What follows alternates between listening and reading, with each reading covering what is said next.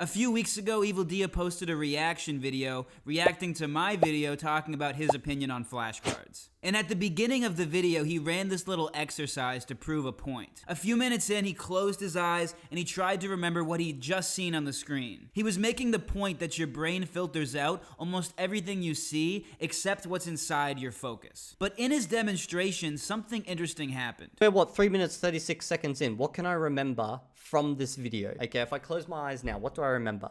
Okay, so my brain focused in on the fact that you said there was a category error and that's it. Like, I think you're wearing a black suit. Why would Evildea think I was wearing a black suit? Could it have been because I was wearing a blue suit in another video he'd previously reacted to? Dude, he's stepped up the notch. Look, he's wearing a suit. We've got the zoom in and everything happened within about 5 seconds. He chose to put on that suit. Do you think he walked up to the cupboard and he's got like a bunch of suits hanging up and he's like, bro is so formally dressed? Evildea wanted to show that what your conscious mind doesn't focus on, your brain throws out. But I think he showed something else instead. And I think it's a microcosm of what Evildea gets wrong about language learning. He puts a lot of emphasis on what the conscious mind notices while we learn, whereas I think most of language learning comes down to what we don't notice. What is going on, guys? My name is Nick. I'm the creator of Lengualytics and a fluent speaker of the Spanish language.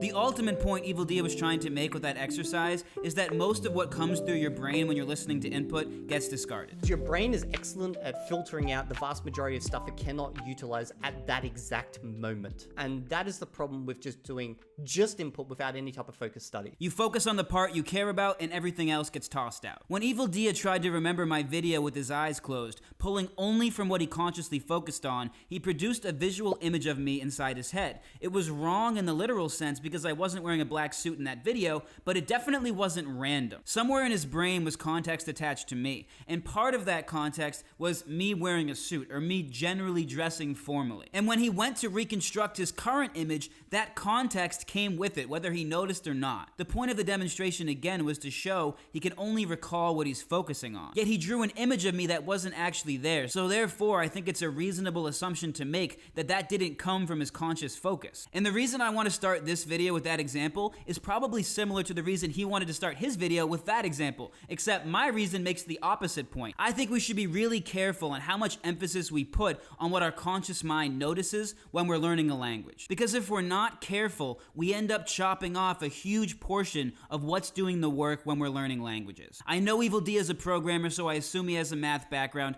I would ask this question. Does it make sense that all the information outside your focus when you're listening to input goes to zero? Or does it make more sense that your brain counts it, even just a little bit? If it goes to zero, then sure, focus is everything. Whatever you didn't deliberately take notice of might as well have not happened. But instead, even if we get just a tiny bit of information around the peripherals of our focus, then the argument doesn't work. Because even if what's outside your focus is minuscule sentence by sentence, over hundreds and thousands of hours, that stuff compounds into something gigantic. Take any minuscule amount of anything, multiply it by a big number, and you get something substantial. And I think Evildea would intuitively recognize that. So now what I want to do is I want to take that weak signal, take all that stuff around the peripherals of our focus, and give it a name. Because if we do that, it becomes clear that what we can consciously focus on is only one piece of the puzzle when it comes to learning a language. So let's name the 3 categories of knowledge we can take in when we learn a language. I'm going to explain these categories and then use them to crystallize the point I'm trying to make. Category 1 is what you're aware you're learning.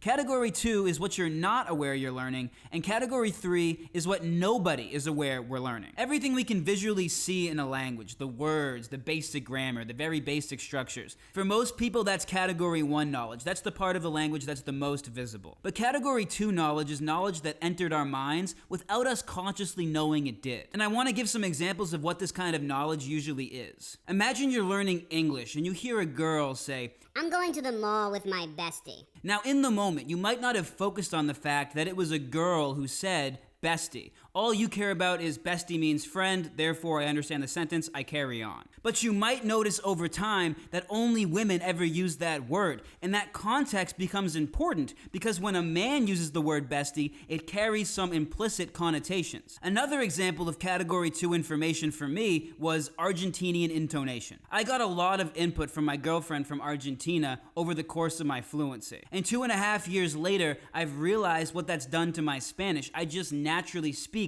with Argentinian intonation sometimes, mostly when I'm drunk. Because of a ton of Italian immigration to Argentina in the 20th century, a lot of Argentinians, especially those from the capital, speak like Italians. A lot of meaning gets conveyed by the musicality of what's being said. I never consciously decided to sound Italian when I speak Spanish. My brain simply took notes on the meaning my girlfriend was conveying when she'd use specific intonations, so I could learn the sarcastic intonation, the angry intonation, etc. My brain picked up on how intonations work, what they mean, and how to use them, all without my explicit knowledge. In both these examples, we're talking about things that I wasn't consciously aware I was learning. Over time, I became aware of these things, but I wasn't aware of them when they entered my mind. If I sat and thought about it, I'm sure I could come up with 1,000 things I only know implicitly in both English and Spanish. There's just an overwhelming amount of this stuff. And by definition, we can't focus on this stuff because we're not consciously aware we're learning it. Now, category 2 knowledge can technically be studied, right? Because if we can point to it, we can study it.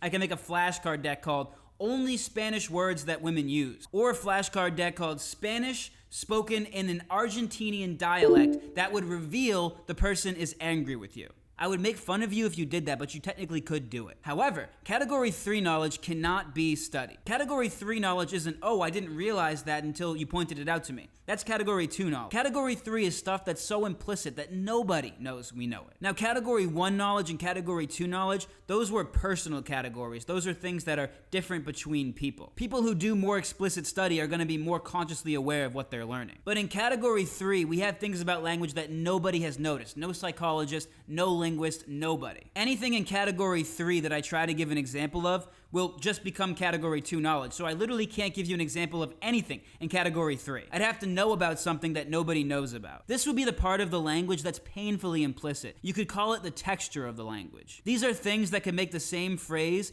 be different depending on the context. Maybe one phrase is perfectly warm in one context, but in another context it comes off cold. It's 1,000 years of native speakers leaving their fingerprints on which words go with which. Why one combination sounds right, but one small variation makes it sound completely wrong. It's everything carried in a language that the language never has to account for. Category 3 knowledge can't be studied because there's nothing to put on a flashcard. There's nothing to put on a worksheet. When you build a system to learn a language that only targets the part of the language you can deliberately study, the category 1 knowledge, you're implicitly making a wager that what you can't see is insignificant enough to cut. You're saying that category 2 and category 3 are not that important. But there's a certain arrogance to that because by definition, we don't know how much we're cutting out. We don't know how much of our ability to understand real-time native speech comes from the things that traditional study and flashcards cut out. Category 2 and 3 might be 20% of what our brain uses to understand a language, or it could be 80%, we just don't know. When Evildea makes his argument about focus, he's saying much of input is just noise. And the utility of flashcards is we can cut that noise and just focus on what actually matters. Just focus on the words, grammar, and structures, the things that we know we're learning. That's how he explicitly makes this wager. What happens with a mass amount of input is that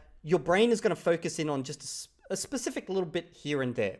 And everything else is going to black out and completely forget about. Just instantly forget about, okay? But if we don't look at what's around our peripherals as noise, and instead we look at it like weak signal, then it becomes clear we're throwing something away. We're throwing away all that category 2 and all that category 3 knowledge. So let me propose a different mental model of focus. Focus is what the conscious mind is aware of. It's an implicit signal to the brain about what's important to us. But it should never be confused with a limit on what we're taking in. Focus is much more like a weighting system than a filter. Focus is what gets the most weight, but the periphery still counts, just for less. Even if we can't name what we're taking in, we're still taking it in. With input, we're taking in who said it, why they said it, where they said it, when they said it, a fire hose of implicit information. Implicit information, that's the key, not explicit information, not information that we're being told we're learning. Our brain weighs everything, not just what we're focusing on. What we're focusing on and what our brain actually cares about are two different things. We would be selling our brain short if we thought that the only thing we got from input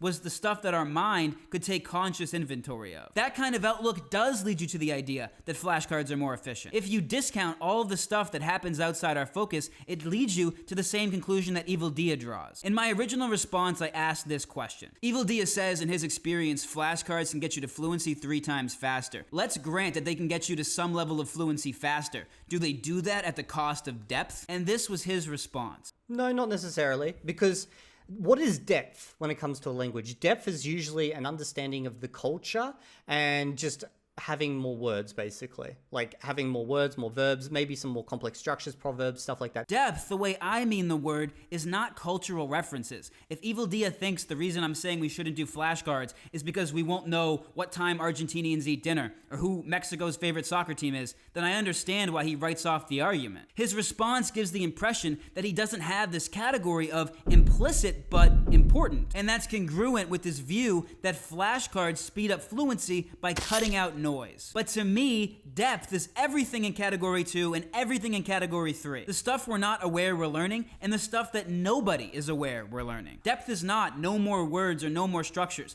In my opinion, that's actually the opposite of depth. That's everything you can put on a flashcard. What I originally meant by depth in my earlier video was your relational understanding of the language. Every word represents an idea that's even tangentially related to every other idea it's appeared around. Every speaker, every situation, every location. Every piece of relational knowledge that's silently compounded through hearing the language in authentic contexts. This is what I mean when I say flashcards in study sacrifice depth. That's the dimension of language learning it seems to me like Evildea is saying we can chop off to save time. Now I know Evildea would probably respond with, right, but that's why I only make flashcards based on authentic input I saw in real context. And I do think that's better than someone who just says, no, I don't even need authentic input, I don't need any of that, I'm just gonna learn a language by using flashcards and doing explicit study. I think my position and Evildea's position are way closer to each other than that position. I think that position is way out there. But even if every flashcard only comes with one real rich context, that's still only one real rich context. The card freezes that one encounter and drills it. And drilling it 100 more times doesn't add any new category 2 or category 3 knowledge that the original context didn't include. So if this is going to come down to a video about debating semantics,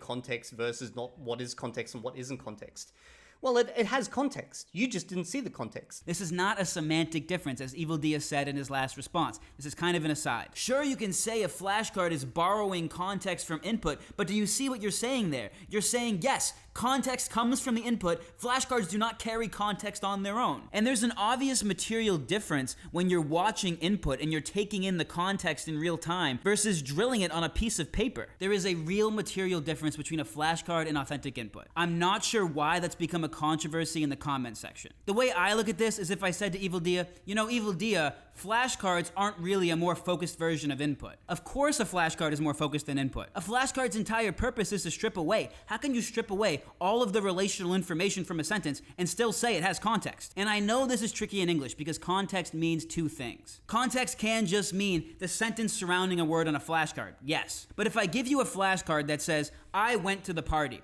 and I say, what was the context of that sentence I just gave you?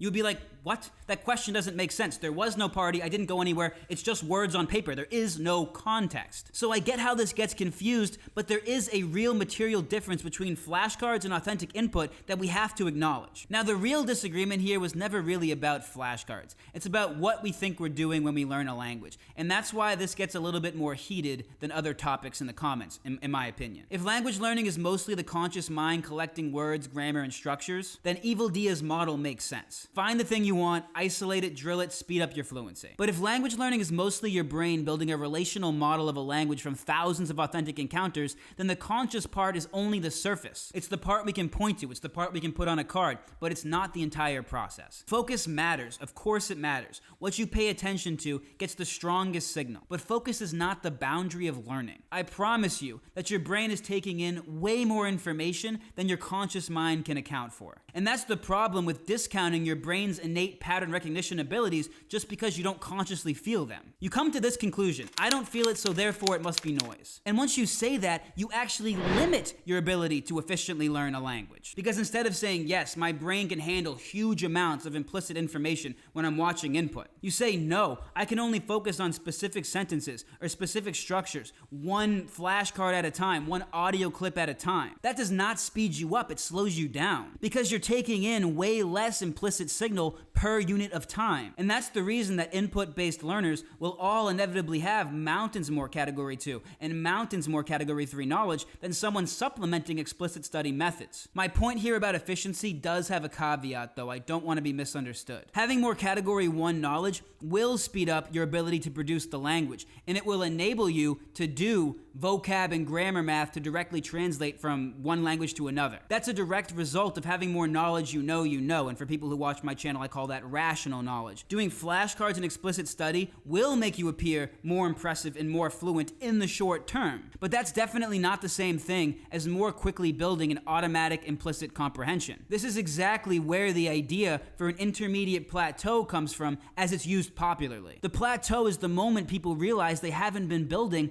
the relational data that actually leads to the same kind of listening and speaking fluidity that we have in our own native language. I would love to know Evildea's thoughts on this, so I do hope he reacts. I find these disagreements super fun and super interesting. Anyway, guys, if you want to understand more about my views on depth as it relates to fluency, I recommend you check out this video right here. I'm going to put as the end screen. It's all about what category 2 and category 3 knowledge cascade into over hundreds and hundreds of hours of input. I will see you guys there.